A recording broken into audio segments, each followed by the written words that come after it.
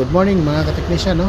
Nari ko'y gamay nga ihatag idea, no, sa mga bag-ong mga technician, no. So natay gi-repair nga Astron nga rice cooker. So ang complaint ani sa customer nga mahilaw daw ko na yang luto, no? Kung magluto siya rice mahilaw. So first gid inyong kuanon i-check ninyo tanan, no, switch ana ang tanan na basic gyud para tong kuanon.